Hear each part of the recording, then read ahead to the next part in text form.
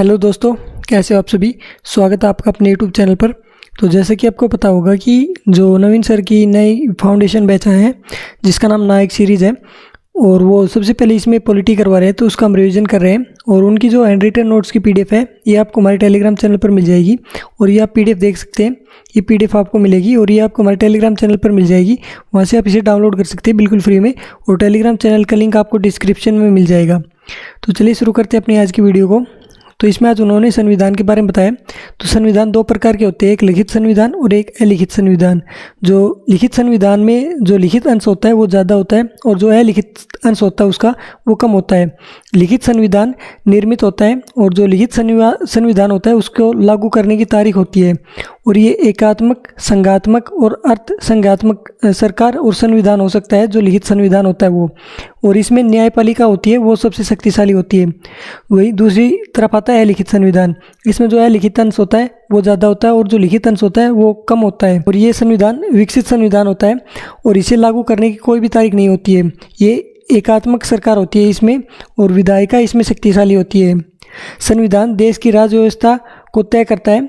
जो राज्य व्यवस्था की प्रकृति है वो दो प्रकार की प्रकृति है, जिसमें सबसे पहले एकात्मक सरकार आती है। जहाँ शक्तियों का केंद्रीयकरण हो वह एकात्मक सरकार होती है।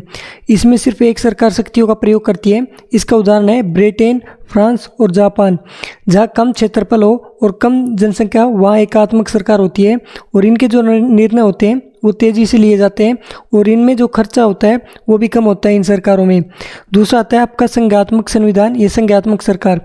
यहाँ पर जो शक्तियाँ होती है उनका विकेंद्रीकरण होता है, और जो शक्तियाँ होती हैं उसका बंटवारा होता है, दो भागों में होता है। इसमें द्वैत सरकार होती है, जिसमें कि केंद्र और राज्य सरकार आती है। इसमें जो क्षेत्रफल होता है वो ज़्यादा होता है देश का, और जो जनसंख्या होती है वो भी ज़्यादा होती है। इनमें जो है वो केंद्र और राज्य स्तर पर विवाद होते रहते हैं, और जो इनके निर्णय होते हैं उनको लेने में भी देरी आती है। और ये जो सरकारें होती है अधिक खर्चीली सरकारें होती है। इनमें जो क्षेत्रीय महत्वाकांक्षा है वो केंद्र तक पहुँच जाती है, और जो ऊपर बताई थी उसमें नहीं पहुँचती है। भारत में जो संघ सूची है उसमें 100 विषय हैं, और जो राज्य सूची है उसमें 61 विषय है। भारत का संविधान अर्थसंघात्मक है, ये कहा था केसीवेयर ने। ये एक केसीवेयर का कथन था। जो भारत है उसमें दो प्रकार की है, दो प्रकार के शासन, एक केंद्र और एक राज्य है। जो केंद्र है उसमें जो आपातकाल स्थिति होती है उसमें जो शक्तियाँ होती है वो केंद्र के पास आ जाती है सभी शक्तियाँ। और जो अखिल भारतीय सेवाएं हैं उनकी नियुक्ति प्रेसिडेंट के द्वारा की जाती है, यानी कि केंद्र के द्वारा की जाती है। और राज्य जिसमें कि 7वीं अनुसूची में राज्य सूची में 61 विषय रखे गए हैं, जो कि संघात्मक संविधान को दर्शाता है। भारतीय संविधान को सहकारी संवाद कहा गया। ग्रेनविल ऑस्टिन ने कहा था केंद्रीकरण के साथ संघ, ये आइवर जेनिंग्स ने कहा था। परिसंघ क्या है? जो यूएसए उसे 4 जुलाई 1776 को ब्रिटेन से आज़ादी मिली थी, और जो अमेरिकी क्रांति है वो 1775 से 1783 तक चली थी। 1777 में जो यूएसए था वो परिसंघ बना था, और ये परिसंघ 1781 से 1789 तक रहा था। उसके बाद 1789 में ख़त्म हो गया था। 1789 में अमेरिका का संविधान बन चुका था। और परिसंघ एक सबसे कमज़ोर कड़ी होती है। इसमें जो सदस्य होते हैं वो स्वैच्छिक होते हैं।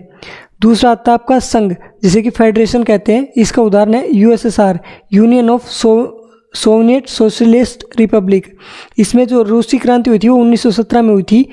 1922 से 24 के बीच में यूएसएसआर बना था। इसमें 15 देश थे, और ये 1991 में टूट गए थे। उस समय जो प्रेसिडेंट थे यूएसएसआर के मिखाइल गोर्बाचोव थे। इसमें संघ से अलग होने के लिए संघ को तोड़ना होता है। और दूसरा उदाहरण है इसका यूएसए, जिसमें कि 50 राज्य हैं, और ये 50 राज्यों से मिलकर संघ बना है। इसके पास जो राज्य हैं उनके पास अवशिष्ट शक्तियाँ हैं, अवशिष्ट शक्तियाँ, जिसमें संघ में ये अधिकार स्टेट के पास होता है। और जो स्टेट होता है इसमें वो संप्रभु होता है, यानी कि सोवरियन होता है। उसके बाद आता है आपका संघ, यानी कि यूनियन।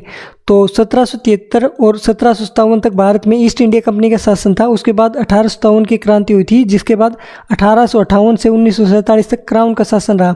1858 में एक एक्ट आया था जिसमें जो ब्रिटेन है उसका कुछ क्षेत्र थे जिन पर सीधा नियंत्रण वाले राज्य थे, और कुछ देशी रियासतें थी। जो 1935 में एक्ट आया उसमें संघीय व्यवस्था को अपनाया गया था, और ये कनाडा मॉडल पर आधारित थी। 1947 में 556 रियासतें थी जिन्हें मिलाकर संघ बनाया गया था। इसमें राज्य अपनी पारस्परिक सहमति से अलग नहीं हो सकते। जो संघ होता है उसमें जो राज्य होते हैं वो अपने पारस्परिक सहमति से अलग नहीं हो सकते। संविधान देश की सरकार का स्वरूप बताता है। इसमें आता है संसदात्मक सरकार। राज्य का प्रमुख अलग होता है और शासन का प्रमुख अलग होता है। अध्यक्षात्मक सरकार, इसमें जो राज्य और शासन का प्रमुख होता है वो एक ही व्यक्ति होता है। अर्ध अध्यक्षात्मक सरकार, इसमें दोनों प्रकार के जो लक्षण है वो पाए जाते हैं। उसके बाद आता है आपका संविधान का वर्गीकरण। जो संविधान का वर्गीकरण है वो उद्यम और उत्पत्ति के आधार पर दो भाग में होता है, निर्मित और विकसित। शासन प्रणाली के आधार पर राजतंत्र और लोकतंत्र। संशोधन के आधार पर कठोर और लचीला। जो अमेरिका का संविधान है वो कठोर है और जो श्रीलंका का संविधान है वो लचीला है। और जो भारत का संविधान है वो ना तो कठोर है और ना ही लचीला है, वो इन दोनों के बीच का संविधान है। संघ के आधार पर संज्ञात्मक और एकात्मक, संकलन के आधार पर लिखित और अलिखित। इसमें आपका जो होता है लिखित संविधान, तो वो यूएसए का जो संविधान है वो लिखित है, जो कि 1789 में बना था और ये सबसे पुराना लिखित संविधान है। फ्रांस, पाकिस्तान और भारत, इन सब का जो संविधान है वो लिखित है। अलिखित संविधान, तो ब्रिटेन का संविधान अलिखित है, जो कि 15 जून 1215 को मैग्ना कार्टा जारी हुआ था, जो कि स्टीफन लैंगटन ने तैयार किया था। और मैग्ना कार्टा जो होता है वो अधिकारों का घोषणा पत्र को जो होता है उसे मैग्ना कार्टा कहा जाता है। जो कनाडा, न्यूजीलैंड, सऊदी अरब और इजराइल, इन सब के संविधान लिखित है। जो लिखित संविधान में सबसे छोटा संविधान है मोनाको का संविधान, सबसे छोटा संविधान है और ये 3,814 शब्दों के आधार पर सबसे छोटा है। और जो सबसे बड़ा है वो भारत का है। अनुच्छेद के आधार पर सबसे छोटा संविधान यूएसए का है। इसमें केवल 7 आर्टिकल है, जो कि 7,762 वर्ड इसमें लिखे हैं। और सबसे पुराना लिखित संविधान भी यूएसए का संविधान माना जाता है। सबसे नया संविधान क्यूबा का है, जो कि 2019 में बना था।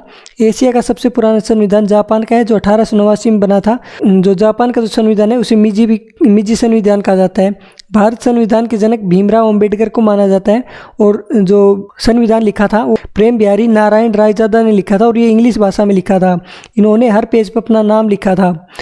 अंतिम पेज पर इन्होंने अपने गुरु का नाम लिखा था, जिनका नाम था राम प्रसाद सक्सेना। हिंदी में संविधान को बसंत कुमार वैद ने लिखा था। भारतीय संघवाद को शाकाहारी संवाद किसने कहा था? तो ग्रेनविल ऑस्टिन ने कहा था। भारतीय संघवाद की अभिलाक्षणिक विशेषताएं हैं तो द्वैत शासन प्रणाली, भारतीय संविधान की 7वीं अनुसूची और अवशिष्ट शक्तियां केंद्र में निहित होती है। केसी वीर के अनुसार भारतीय संघवाद के संबंध में कथन है, सहायक संघीय सिद्धांत के साथ एकात्मक राज्य। संघवाद का अर्थ होता है देश में सरकार के एक से अधिक सत्रों का अस्तित्व।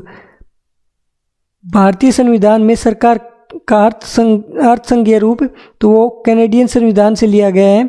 और जो भारतीय संघीय प्रणाली की विशेषता है वह है कि विवादों के निपटारे के लिए स्वतंत्र न्यायपालिका होती है, लिखित संविधान होता है और केंद्र और राज्यों के बीच में शक्तियों का विभाजन होता है। तो ये आज की जो पॉलिटी है उसके नोट्स थे वो मैंने आपको रिवाइज करवा दिए। और ये नोट्स आपको डाउनलोड करने हैं या फिर ये पीडीएफ चाहिए तो पीडीएफ आपको हमारे टेलीग्राम चैनल पर मिल जाएगी। टेलीग्राम चैनल का लिंक आपको डिस्क्रिप्शन में मिल जाएगा, वहाँ से आप डाउनलोड कर सकते हैं। तो इस वीडियो में इतना ही, मिलते हैं आपसे अगली वीडियो में, तब तक के लिए धन्यवाद।